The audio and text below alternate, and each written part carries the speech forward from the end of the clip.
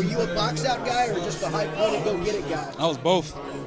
I mean, on that touchdown looked like it was a combination of those. Yeah. Sometimes that's what you got to do in order to, get the ball, especially when the DB got better leverage than you. So I was able to, get in position and, make a play on the ball.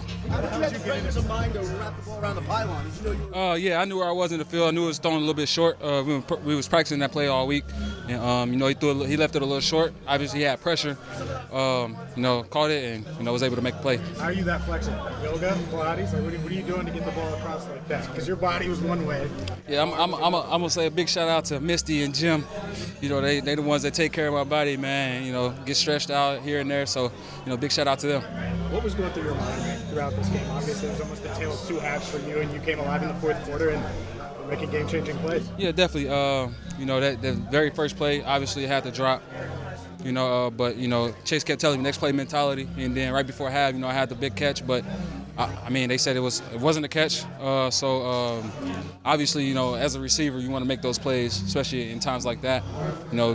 Get points at the end of half. Wasn't able to, but was able to come back second half and bounce back. So. You saw that ball in the air. You saw that ball in the air on the touchdown. What was kind of running through your mind as he was coming down? Just make a play. Honestly, especially when the team needed it most right there, and I was able to make a play right there.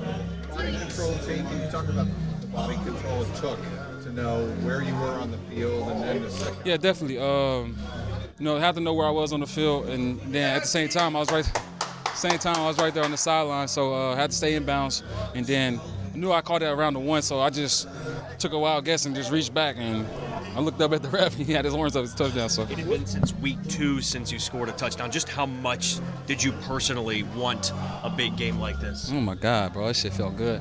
It felt good to get back in that box, man. It's been a long time since week 2, like you said, but I'm glad I was able to get in there and help my team get this win. The thing is, look, this team always relies on you, but when Joe's out, Jamar leaves the game, did you feel like you had to hit a different level? Yeah, receiver coach Troy came up to me and said, it's time to be the alpha, and, I was able to do that and come in and make those plays. This season, you've been through a lot of adversity, not getting the contract extension to start the season, then your rib, then you come back from that, and then your hamstring. For you to make this kind of play in a season that's tested you, a lot of your teammates have commended just how you've been able to stay so strong throughout the season. How nice is it to make that type of play, knowing what you've been through this year?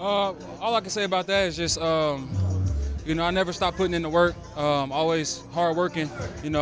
Even when I was injured, I was on the trainer field and, just grinding, trying to get back to help my team get wins. And, I'm happy that I was able to do that tonight. Jake's throw to Tyler, from your vantage point, what did you see? I'm not gonna lie, I thought he was throwing it to me. So if you go back and look at that play, I stopped trying to go back to the ball, and then I looked, TB caught it.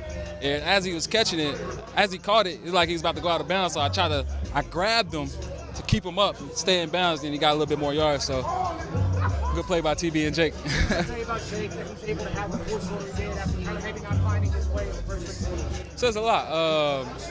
And he's playing like a true number 1 QB. And that's all you can ask for in a guy like him.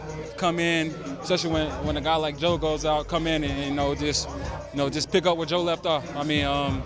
It's a blessing, you know what I'm saying? So after the game, Justin. One more time. What did that play look like in practice? Did y'all practice that? Yeah.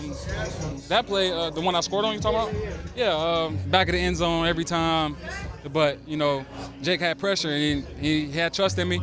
Gave me a ball. That was a trust throw, and I was able to go out and make a play. After the game, Jefferson said to you, "You're crazy for that one," the one that forced overtime. Do you feel like you're on that level of NFL wide receiver? Definitely. I'm not gonna ever downplay myself. I definitely feel like I'm on that level.